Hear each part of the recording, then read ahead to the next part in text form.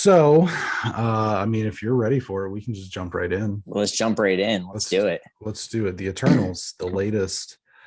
The Eternals, the latest movie from Marvel Studios to join the MCU. It did win the weekend box office with a domestic gross of about 71 million, and approximately about the same worldwide, bringing it to about 140 million or so in the first weekend. Which is, I don't think, a disappointment, but it did check in at less than Black Widow and Shang-Chi in terms of its opening weekend. It's also worth noting the film is currently the only MCU movie with a rotten score on Rotten Tomatoes at 46% critical, but fans are scoring it at around 80%. The film is divisive due to the perception that it's pushing woke, quote unquote woke. I hate that term, but sure. woke characters of color and different sexualities. So with all that, and as we kind of do with this, spoiler free. Okay, I'll start. I'll go bad, good, spoiler free. It was a little long in the tooth. I will say that it was definitely long. I understand why it was long. You're introducing completely new characters with a background of like even hardcore comic book people. Like I had never read the Eternals. I'll flat out, I never read it. I don't know anyone that has, and they've been around for a really long time. It's not like this is not Guardians of the Galaxy that just kind of came around and this has been a comic book series for a really long time. It's a tough storyline to, I think, bring to life in that manner of doing it over one movie. So I think that was, I think that's probably part of what the Rotten Tomatoes score is about. Trying to do a lot in a certain time frame. I think that was the main flaw, was just being a little long, and trying to push a lot of things, several characters into one thing. The other thing I will say that I think hurt it, this is stuff I'm saying I think hurt on the greater, not on my personal view, is since there was no character that was brought back that we knew. I think that hurt it. There was nobody that, there wasn't a, just trying to get, there wasn't a Doctor Strange. We'll just go, there was no cameo of something. There was no cameo to like, oh yeah, sweet, like to get the crowd going. So I think and there's probably a lot of people that went thinking, well, I'll at least see Thor or somebody, right. Captain Marvel, for on that extent. So I think those are probably the biggest things. But a lot of the reviews I read that were negative were just saying it was kind of a plotting movie without like a lot of humor, or there was a decent amount of action, not a ton, but it is a movie that is restarting Marvel. Shang-Chi was kind of a standalone. We know he's going to be in movies, but he's not the base of what is to come. And what the Eternals is trying to be, and we'll see what actually happens with this, is that we have the world at risk now, seriously at risk.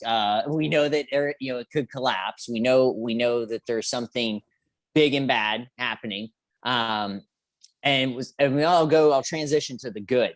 Is I actually really liked the people in the movie, the actors playing the characters, and I like the actors and I like the characters. I thought Kumail Nanjiani was probably my favorite because that whole storyline with him being a Bollywood actor who was just transcending down like he was his great grandfather all the way to being him, and then keeping his like butler around and filming everything. I thought that was really funny, just funny enough.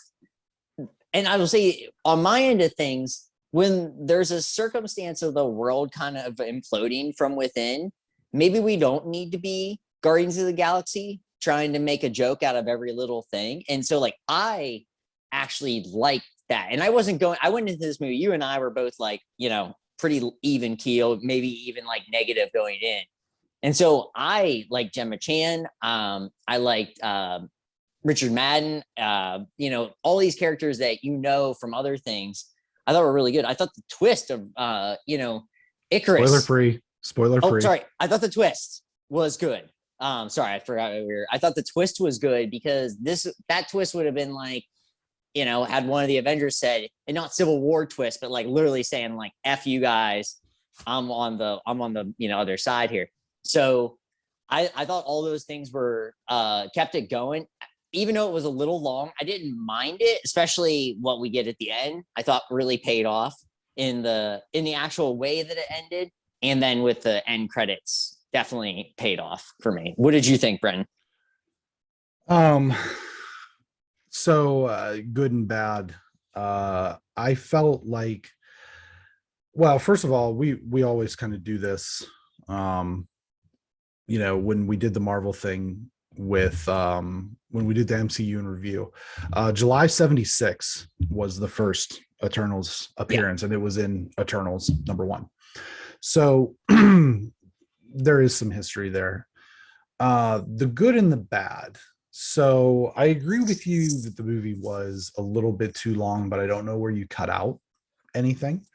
Yeah, To exactly. make it shorter. And I felt like when you have 10, a team, basically, you have a team of 10 characters, some of them are going to get more shine than others. And as a result, there were characters that I left the movie not even knowing what their names were. Mhm. And to me, that's a problem. That's a storytelling problem. I didn't find the characters too interesting, if I'm being honest. Icarus, and this was even said that Chloe Zhao, the director, based him off of Snyder's Superman, and you can see that all over it. And I felt it was weird that they made a bunch of references to like Superman and Batman. Mhm. That was like almost like a strange sort of self-aware thing. I thought they missed the mark, and maybe excuse me, maybe it would have been too easy, and that's why they didn't do it, of having Kit Harington and Richard Madden like make some type of reference like to like knowing each other from another world or something. I think when they kind of met for the first time, it was almost like a slight tinge of that. I felt like that was, I agree that there could have been something a little tongue in cheek they could have done, but I was kind of expecting something, and then there wasn't. I don't. It's really hard. I'll be honest with you. It's really hard for me to find anything that I liked about this movie. I thought it was one of the weakest outings of the MCU. I mean, I would put it above maybe, I mean, Dark World, Iron Man 3, Guardians 2, Ant-Man and the Wasp, and that's about it. I was really bored throughout a lot of the movie. I felt like it didn't like, and I know like what you're saying about like it's supposed to reset the MCU, but I didn't feel that at all. Mhm. And it didn't even, outside of a couple references to like Doctor Strange and Iron Man and Captain America and Thanos, it didn't really even feel like a Marvel movie to me. It felt like it was just kind of like a sci-fi action movie. So it's real hard for me to find anything that I really enjoyed in this movie. I wouldn't say I hated it, but I didn't really like it that much. That's fair. I mean, like you sound like a lot of the reviews too. And I think what hurts this movie is there was going to be a movie, no matter what, in the MCU that was going to come along and had to reset the MCU. But that's what I mean. I don't think it did though. Well, like, what I'm saying is like, it's so hard to do that is my actual point. I don't know when you have to introduce a new team of heroes. I think that was the struggle with it. I walked away like I like this movie in a sense of like, I don't love it. It's not, it's not the first Avengers. It's not, Winter Soldier by any means. Right. I'm not. But the thing I will say, and it was like, it got me, and not that I need to be more excited about things, but it did get me a little bit more excited at least. Okay, so we have characters from space that aren't the Guardians of the Galaxy. And that actually made me happy because like Janie and I were talking about it. And I was like, I got so tired of Guardians of the Galaxy, like from the very beginning in a way, but I got tired of it always having to be funny when when serious matters were at hand. And so that's what I actually ended up like taking away from this is, maybe it was a little slow, but almost to me felt and we have Chloe Zhao, who was Academy, right, Nomadland. For Nomadland. So I think this almost, and for better or worse, this felt more just like a movie. Yeah. And if this had just been a movie and not we don't see Captain America throwing his shield, right, I think people look at this movie entirely differently. I really do. And like I said, that's for good and bad. That hurts it in the sense of being an MCU movie, starting things over. I think what we get from this movie, though, like I said too, the ending made me more excited because the characters that we are getting from this movie and what we lost, like the characters we lost from this movie, don't really hurt things going forward, and the characters we gain really add a lot more into the lore of Marvel. So okay. Spoilers are incoming. Red lights for the movie, so that way we don't have to beat around the bush any longer. And we'll get to the mid and the end credit scenes as well as some of the other things. I just like where I'm at with this is I don't understand, and maybe this very well could be a me problem. I don't understand, or maybe it's rather that I think this is going to have major implications for the MCU, and this is going to reset the MCU, is really overblown, especially in the wake of Loki, the Loki finale introducing the multiverse.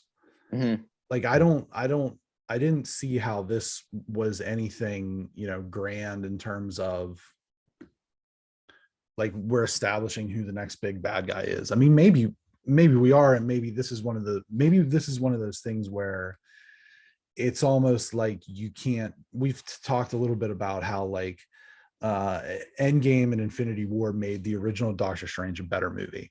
Like that, in theory, that doesn't make sense, but when you're dealing with the MCU as a whole, it does.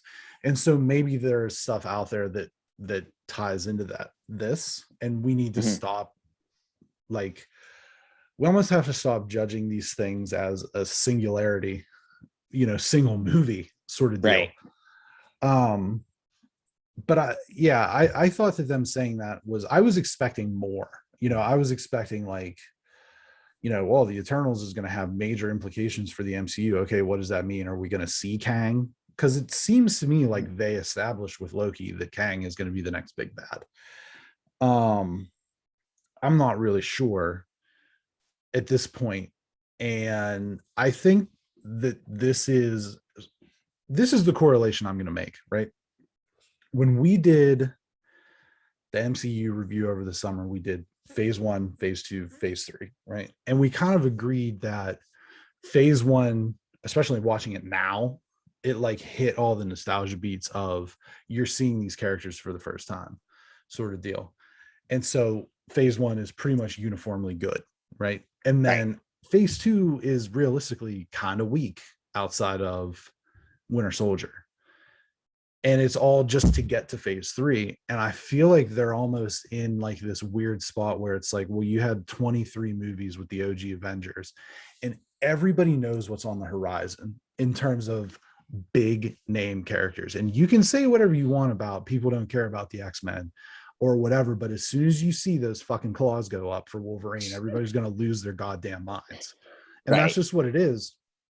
And I was actually texting or messaging with Guillermo from Tournament Style about the movie, because he'd seen it the same day as I did. And I said, part of the problem is they're in this weird transitional phase where they have to leave behind the OG Avengers as we move forward towards these other popular characters, and filling that gap is going to be kind of very obscure characters. And this is almost like comics, right? I mean, it is comics. Yeah.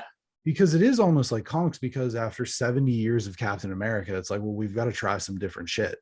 And sometimes it works and sometimes it doesn't. And that's why you get characters like the Eternals, or like the Nova Corps, or like weird teams like Alpha Flight and shit like that. And sometimes that stuff works and sometimes it just doesn't.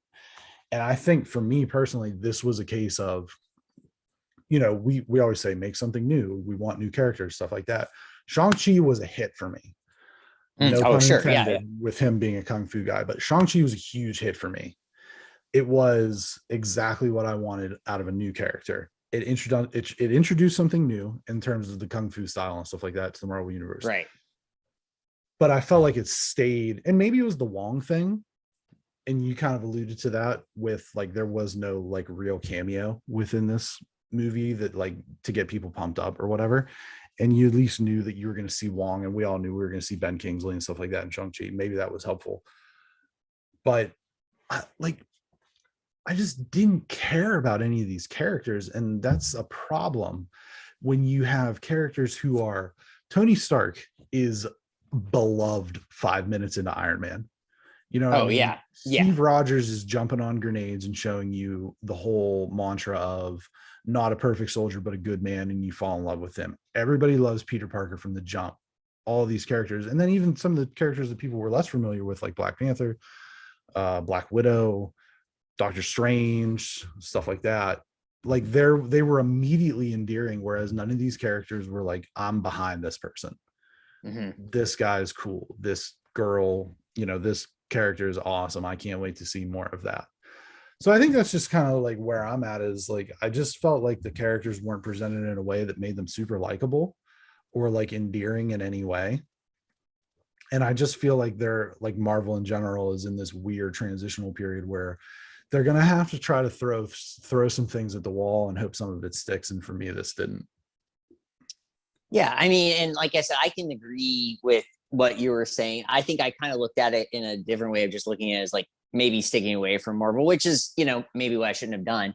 I like I said, like, it's not, it's not going to be in my top 15 favorite Marvel movies. I didn't think about ranking it off the top of my head or anything like that. But the thing I will say is what I liked, the other things I liked, and we can, since we're spoiling things, I liked the Icarus turn that none of us saw, and where he is like, I think it was fairly predictable. Well, you knew there was gonna be some sort of turn, but I don't think it was so, he actually kills the leader of the, and he's turning with like, not even the bad guy. Like, you don't know what's good or bad. Like we understand that, getting rid of Earth is not taking ideal. away getting rid of killing billions of lives to create hundreds of billions of lives. That's, the idea. And, that it comes with like, obviously existential questions that we don't need to get into on here. But so I think that was like a cool turn on that end. Sounds like genocide. I liked it. Yeah. So it's like another kind of Thanos, but a different Thanos kind of idea. Efficient. Yeah, it is. It would have been super efficient. I like that some people just were killed off. Like, people in their group were just killed off, and it's like, we're not going to worry about bringing these people further. We don't know what happened to, the group that, just disappeared. So I will agree with you. Like, remembering everyone's name is a little tough because it is 10 superheroes. That's tough. If they would have given us like 12 Avengers, that would have been rough. They picked a good number with the Avengers. They picked the most popular characters. That was really, really helpful. I did like the way it ended with, it's very like out there, obscure. We're in space. And then we get what happens, post credits. Right. We'll get to that shortly. Yeah. And so I thought, for me, like I said, it wasn't the greatest movie. I looked at it more of like just a general movie. Had this just been called like, not the Eternals, I don't know, like whatever you could have given it, maybe call it the Eternals, but it's just not an MCU movie. And it's everything else except that we don't get a Doctor Strange reference in there. Right. And, and it doesn't have Captain America throwing a shield at the beginning. I think people probably look at it differently. I really do. It just had that thing. It has the problem that, will always haunt any movie that isn't at least good, like almost perfect. Cause that's kind of where you have to be at with Marvel movies now. I don't even think you have to be almost perfect. Perfect Marvel movies though. You have to hit all those, like, you got to be funny a lot of the times. You have to have the right amount of action. I think this movie was obviously done by someone that was more thinking about a movie than thinking about a Marvel movie. Yeah, sure.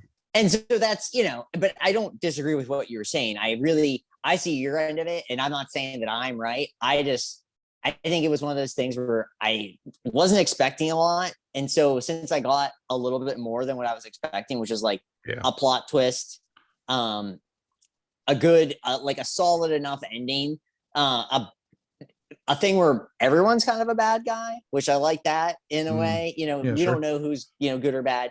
And then an ending that and then like enough of the characters that remain that I think we keep the characters that probably were the most important people left in the or characters left in the movie. We cut the fat and we move forward to whatever.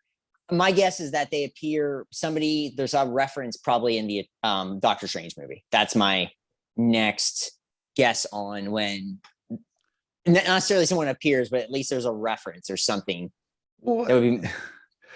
And this is the other thing with me is like now that we've gotten to where we are and we have the Avengers, you know what I mean? It's like their job is supposed to be keeping an eye out for things like, you know, giant celestial hands coming out of the ocean.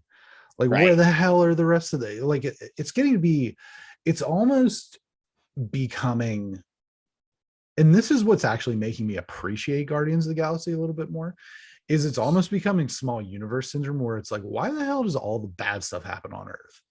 You know what I mean? It's like, wow, what are the odds that 3 Infinity Stones and this celestial seed and this and this and this and this and this? That's to make people see a movie, though. If it's not happening to us, then nobody cares. That's literally the thing. If it's not happening to us, then no one cares. But I do think like that's kind of like what's making me appreciate Guardians a little bit more, is because it does take us into different realms, so to speak. I do think that the Rotten Tomatoes score is low. I wouldn't say that this is 46. Insanely no. I mean, that also, like, Rotten Tomatoes, as we've learned, the older you get with Rotten Tomatoes, the more you know that that's just a crock crap. Yeah, sure. And it's not weighted or anything. And it's, you know, every, you know, Tim, John, Dick, and Joe is getting, you know, that's on papers no one's ever heard of. Yeah. Count just as much as, you know, the best, you know, the guy, the A.O. Scott gets the same amount of credit as someone that writes for a newspaper and, you know, freaking Bakersfield out here in California. So that's like a weird, never watched a movie their entire life, but somehow they have a job and they can, you know, that's the weird thing about it. I think we need to have our own. See, on Metacritic, so on Rotten Tomatoes, the average user score is 8 and the critical score is 4.6. On Metacritic, it's 52 for user or critical and 6.5 for user.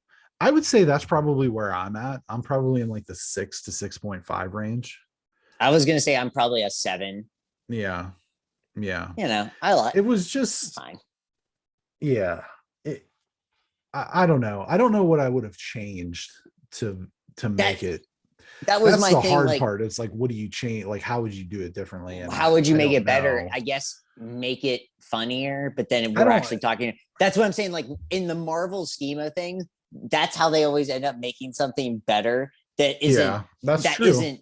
That is like true. the Guardians. If the Guardians doesn't have any humor, I'm putting a bullet in my knee. I mean, those movies are just like, the more we've watched them too, the rougher they are for me. And like, I understand what you're saying. Like, at least we're getting out into space, but I mean, that when we rewatched Guardians, the second one, the second one's not good. I mean, that was just rough. But I would think it's time to hit the spoilers soon here. This kind of, I know you're chomping at the bit for that one. Oh, I am. I think that I had something. I think that this kind of reminded me in a way of the early Thor movies, because it was like we talked about in our MCU thing. They're very acty. You know what I mean? They're very like almost like stage play. Like, and I think that, and if you look at it, you know, the director, Chloe Zhao, Nomadland, and you look at the guys who did the first couple Thor movies, they kind of are all cut from that same cloth. So that kind of makes sense. Before we move on, well, let's do the mid. We'll do the mid and the end credits first before we talk about maybe where we see this franchise going in the future. The mid credits scene, we saw Pip the Troll. Patton Oswalt. Voiced by Patton Oswalt. Who was left on the ship that left Earth? It was Druig, Fast Girl, and Druig. There's 3 of them. Yeah, I'm trying to go through my head of all. I know, like I can see Angelina Jolie. Angelina Jolie. Yeah, I just couldn't for Thena. a reason I could not think of Thena. Right, Thena Druig and Fast Girl, whose name is, I still don't know. Melika Licky Laka or something like that. Not Fastos. Just no, which would have made sense. Right. So they kind of take the Eternal ship and they're kind of going out to try to find more Eternals, right? Yeah. So then like a portal or something opens and Pip the Troll wanders through. And I immediately knew, I was like, oh, it's Pip the Troll. Like before any type of introduction, voiced by Patton Oswalt. And then we get Thanos's brother. That's right. Also a half Eternal. Yeah. And his name is Star Fox. Eros. Yeah. What was his other name though? Star Fox and Eros. No, it's not Star Fox. Star Fox is a Nintendo character. No, he was nicknamed Eros. I forget which character in the 80s. It was early 80s. He was literally called Star Fox because he was a foxy guy. I'm not kidding. He's a space traveler. That's literally his nickname. It's literally Star Fox. Jesus Christ. So from the early 80s. Played by Harry Styles. I can't remember which character gave him that. Yeah, played by Harry Styles, to which I gave a little squeal and grabbed Jenny's leg. Because as we know, I'm a big Harry Styles fan. And he's also like this weird, like sexual guy that has like an actual sketchy history with the comic books. But Harry for Styles? him to Harry Styles is just a fantastic human being, praised by all, loved by all. Eros is like not at all true. There's a whole She-Hulk thing with Eros. I mean, She-Hulk is like a whole tongue-in-cheek like comic book, anyhow, making fun of society at large all the time. And there's a whole thing about Eros. Look it up. I mean, we don't need to get into it. But that got me pumped, just in the fact that it's Thanos' brother, who in the comic book actually brings Thanos back to life.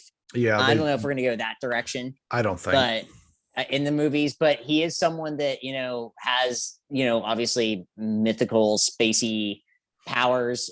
It'll be fun to see. It'll be fun because obviously they can't do what he did in the comic books and get away with that. So it'll be fun to see what they do with him, because Harry Styles is obviously now a part of this MCU, and that has many people excited. So I think that's a good start, because he's obviously going to add humor, because his character has to be funny. So this is where they're going to get the humor on this side of things. His character is definitely going to be flirty and all those weird, all those things that will just make this space odyssey, I think, fun. And then we have another really good first of all, yeah. When Harry Styles came on screen, I was like, well, this is where I jump off the Marvel train. It's been a good run. You jump off?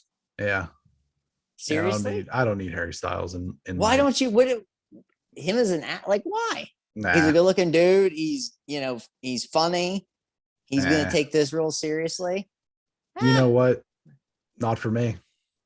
Yeah, but he's gonna be good, man. You wait. He's gonna be good. He's gonna. What happens when he's not?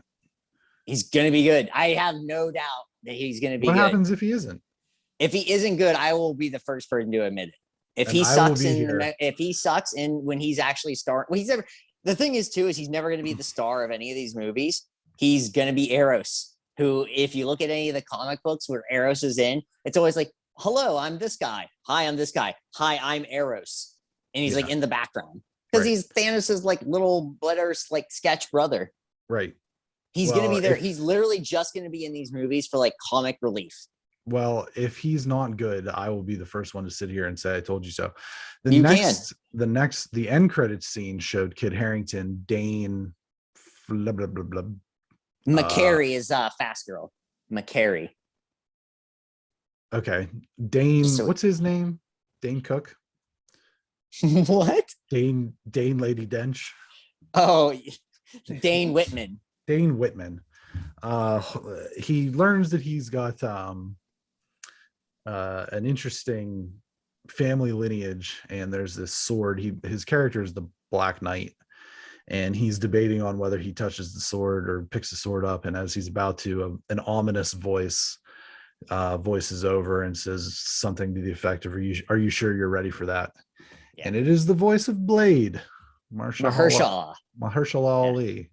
Yeah. So that was interesting. And then I did a little research on that, and it appears as though that the Black Knight and Blade were once on a team with Union Jack and Captain Britain. So if that becomes a thing, if we bring in Blade, which we already know we're getting Blade, right? Yes. Black Knight, Union Jack, and for those of you out there who don't know who Union Jack is, he's a guy that's basically like Captain America, except his suit is the Union Jack, which is another name for the British flag. And then Captain Britain, who is just Captain America, only British. I will shit my actual pants. And what I mean by that is if like on Disney Investor Day, Kevin Feige comes out and he's like, well, we're bringing together Captain Britain, Union Jack, the Black Knight, and Blade for this ridiculous team up, I will sit in this chair and I will produce fecal matter into my own pants. And I don't know if that's for good or bad. I mean, it'd be hilarious. Talk about bringing out some random characters and throwing them against the wall and seeing what sticks. I don't think that'll happen. I hope they bring out Union Jack. That'd be hilarious. It would be so funny. It'd be like having Polka Dot Man in a movie, or fucking Condiment King. Yep. I mean, which, we got Polka Dot Man, so we're still waiting for Condiment King. And I hope Condiment King is the secret bad guy, like the secret final bad guy in the Batman. That would be amazing. It's like, oh my God, Riddler and Penguin, and behind the scenes is fucking Condiment King. So, in the Black Knight, the biggest thing about the sword is that it's like one of the strongest materials in the universe. It can cut through everything. And it gives you power through your negative emotions. Yeah. So eventually it kind of turns you terrible, really bad. Unless you're completely of pure heart. Right. There is that, which how many people are. So and that should be an interesting, thing going forward. And you're not going to give Kid Harington you're not going to give him a role that isn't going to be important. He's really little. Yeah. He's like 5'6" or something like that. I think he's like 5'5" or 5'6". There's that's pretty funny about him. I'm not making fun of short people by 5'8". He's 5'8". I'm not making fun of short people by any stretch of the imagination, but it's just really weird for like Jon Snow, the King of the North, to be 5'8". I heard this on another podcast, so I'm kind of quoting it, but anyway, he's a little guy. He's a small fella, but anyway, a lot of people are much smaller than they're. That's what the power of movies, the movie magic. Yeah, sure. So to kind of wrap this up, Chloe Zhao said that this does not require sequels. However, Salma Hayek has signed on for multiple films. And at the end of the day, this is Marvel, and they want to make everything into a franchise. Mm-hmm. So do we see some version of the Eternals 2? Do we see Chloe Zhao back in the director's chair? Or do we just resolve the story arc of these characters through, the other franchises? Because like I was thinking about this was that like Icarus, and we touched on the twist. Icarus, I feel like, could be the bad guy in the Marvels, or like Captain Marvel too. Oh sure, like he's floating around now and he's got mixed whatever. He's got a lot going on. How do you think that this resolves? I think if we get Eternals 2, it will be a completely different storyline than what we're facing now. I think we would have had a lot more resolved from the other movies, and we could be talking 4 years from now as Eternals 2, right? With this storyline wrapped up, and they're doing something different. And I think it would almost be in the middle of the next phase or something like that. Like they won't be starting a phase. They will be just a part of the movie or of the universe. They're not going to be the important part. They're not going to be an unimportant part. They're just going to be there in there to whatever degree. Like I said, I think that's the only way Eternals 2 works, because now what we have in the pipeline is what we have been waiting for. Right. We get Spider-Man, we get Thor, we get Doctor Strange, we get the Marvels, Black Panther 2. Okay, so we have those 5. Every one of those at worst is going to be really good. Most At likely. best, Yeah. going to be insane. Like my level of excitement, I mean, I'm very excited for Spider-Man, but my level of excitement for Thor, Love and Thunder is as high as I can get for these movies. I really do. I think that's going to be just, whether it's super important, I don't know, but I think it's going to be really incredible. If it's not incredible, I'll be sad. That's the thing where I'm at with that. So this is all led us to this. This has led us to this basically, one for the thumb, we're going after. I don't know. Yeah. Can you think of a time in Marvel where we're going to have 5 straight movies that are like this? Like I'm this excited.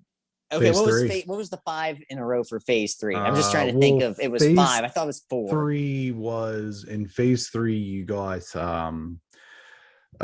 Civil War, Ragnarok, Homecoming, Infinity War, Endgame. What I'll say about why I think now there was movies in between there because like Doctor Strange slotted in there somewhere. And so my thing is like Captain this is Marvel, 5 movies where we know, like the thing is we didn't know what we were getting with Ragnarok. We were actually everyone was kind of low. This is where when I'm talking about the hype train. Oh yeah, sure. Pretty high. Like like looking back, those movies were awesome. But I'm talking looking forward. Yeah, sure. We get whatever this means for Spider-Man. Sadness. Apparently, shut the fuck up, Tom Holland. Apparently, it's just gonna be a dashboard confessional or something stupid. Yeah, it's gonna be and then we get the rest of these movies. So I think hype level very high. If this is the movie that had to start things off, and like we said, if it's rerouting, we don't know, and we could look back maybe 3 years from now and be like, oh, it did say the Eternals will return, right? But that doesn't. We've seen like Spider-Man will return and then he's in, or whatever. I mean, like they're in other movies. I mean, they're going to be around though. That's the thing. They're going to be around for sure. And I think they should be because they're going to be the people that the Eternals that are left are important characters, seemingly important. So I think what we have now is we're going to have bangers from the MCU. Nothing but. Here's hoping. I I'm mean, going to tell you. This is my honest to God opinion. The best movie the best Marvel movie that's going to come out in the next year. Okay, because you can throw in like Morbius into that because that's technically a Marvel movie, right? This is just me, right? And this is indicative of who I am. The next best the best Marvel movie on the horizon is not an MCU. It's not an MCU movie. Right. It's October 7th, 2022, Spider-Man Into the Spider-Verse 2. That's going to be the best one. It could be. And that doesn't mean that these aren't going to be awesome. Yeah, sure. Because if you haven't seen Spider-Verse Into the Spider-Verse, check it out. Because you're an idiot if you're not. If you haven't. Well, I mean, sometimes people just don't see things and then because they're stupid. But go and see that because you're gonna love it. To answer the 100%. question from 2 weeks ago when Ty asked, "What am I excited for?" Spider-Verse. Spider-Verse. That's what I'm excited for. You're not excited for like Thor though? Well, yeah, I am. Yeah. I'm excited for all that. I think Thor is gonna be the best movie out of all these. There's a pretty good chance that's. I think Thor is gonna be the best because I think we have Chris Hemsworth as maybe like knowing he's the lead. Yeah, he's the best. We have him as the best version leading because he is an Avenger. Right. So he's that, Doctor Strange is not an Avenger in this scheme of things. That movie, I think, will be very weird. Yeah, I think it's going to be weird. Yeah. So to boil things down for the Eternals, what is your final recommendation? I mean, I would say, if you're an MCU person, you got to see it. I mean, that's just, you have to see it to just support the MCU and to go forward. I think it's good. To me, it's good enough to watch it. I'm glad I saw it in the first week and I'm glad I got to read. I read a lot of different, it was so funny after all the negative reviews. So I go and read the normal things that I read. And then everyone I read was like, they liked it. So it was sort of funny. I'm like, all I saw was negative reviews. And then I read just the normal stuff that I read, not looking for a positive or negative, just reading the stuff that I normally read and like, well, what I liked about it and all this stuff and like kind of downplaying the whole Rotten Tomatoes thing. So like I said, it's like a 7. I'd say if I'm going out of 10, I'd say like a 7.2. I mean, it's good enough for me. It's a good enough storyline to keep me going. Not just Harry Styles aside. That was a cherry on top for me. But the rest of it was, still a fine Sunday. Yeah. For me, honestly, it's a wait until Disney Plus. I wouldn't see this in the theaters. And that's the thing is, and for me, it's important to point out that we pay for all the movies that we watch on here, especially the ones that we see in theaters. And then all the things that, I fucking bought Beetlejuice on Amazon Prime when we did that. So it's important, like we're putting our money where our mouth is. Yes. But for me, this is if you're on the fence, wait until Disney Plus. I do like you said, for the Marvel thing, you have to watch it, but as long as you want to stay on top of it. But I would wait until this was on Disney Plus. I wouldn't go out and see it. I wouldn't pay money to see this movie again. So that's me. Yeah. So I'm not going to see it again until it's on Disney Plus. No, but I'm saying for like right. No, I just meant like I'm not going to see it twice in theaters. There's a good chance that I see the next 5 movies. I'd probably see all of them at least twice in the theater. So the next Marvel thing is Hawkeye, which will start here in about 2 weeks. Actually, a little less than 2 weeks from. We'll have the first review for the first 2 episodes because they're doing 2 episodes on the night before Thanksgiving. So we will have 2 episodes or 2 episode review on the first week in 2 weeks. Yeah. So there's that. Okay. So we'll move on.